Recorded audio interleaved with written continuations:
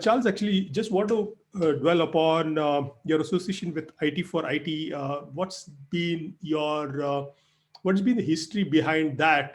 How did it come into focus? I'm sure you played a big part in its evolution, and it kind of resonates with your idea of there should be an ERP for IT in your Right. cobbler's children are without any footwear kind of book that you sold. There is like, because IT is quite orphaned and there are not many people to actually run IT like a business.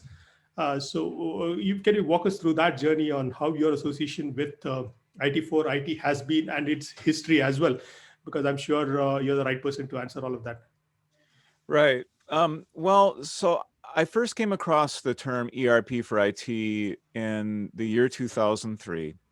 I saw an article that was an eWeek interview with the then CIO of General Motors, Ralph Shigenda, who was calling for ERP for IT.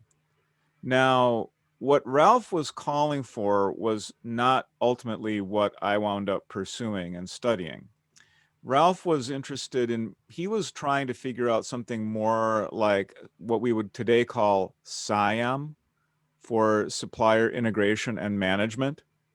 He was interested in rationalizing a heavily outsourced IT operating model at General Motors. And he started calling this ERP for IT. Ultimately, I think that that's not where the industry went, and there was good reasons for that, but that was the state of the discussion 17 years ago.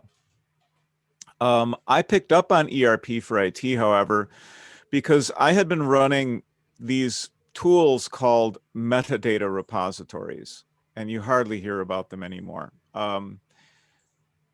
This was before the notorious itil CMDB.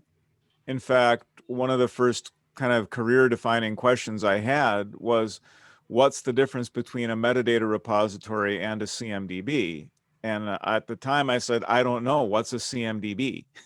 Well, Okay. 17 years later, I have a pretty good opinion about what a CMDB is. It's been Yeah, an I think ongoing I topic pretty like your of mention work. of the word notorious to it because it's the root cause of a lot of problems if it's not configured well. Yeah, So continues to be yeah, like that. the CMDB is still kind of an unsolved problem, but you know, that's True. a story. We can get to that later. So I began to view what I was doing, and this was I was at Best Buy at the time. I was running their metadata repository, building and running it. I was actually a product manager for their metadata repository. And the challenges I was running into was making a business case, trying to understand why the company would invest in something like this to begin with. And trying to understand from there, well, do we understand IT? I mean, I had a system, the beginnings of a system that was providing an overall set of inventory and dependencies, a bill of materials for the business of IT. And of course, data is not worth anything without process. I knew that much, you know, from being a consultant at Anderson Consulting. And I had my background in ERP systems. I'd, you know, cut my teeth on PeopleSoft, PeopleSoft HR, PeopleSoft Financials. And so then the question arose, well, why is Ralph Shigenda calling for ERP for IT? And what does this mean to me? And what can I do with this? So I reserved the domain name, ERP4IT. Yeah, I think you had a blog also on there. I did. I Correct, did. correct. I've subsequently, I took that blog down. I got tired of paying TypePad $12 a month. I'm not supposed to have an independent blog as a Forrester analyst. If I had just left it alone, I could have probably left it up there and nobody would have said anything because I wasn't adding anything to it. And there was some historical material of interest, but ultimately I just was looking at my finances and I said, I don't want to pay $12 a month to TypePad to keep that blog up True, true, indefinitely. true. I did download it all to a PDF, and anybody who wants can have the PDF. So that's a standing offer for Oh, people that are okay. Where is interested it in history. available, Charles? Is it available somewhere in the public domain?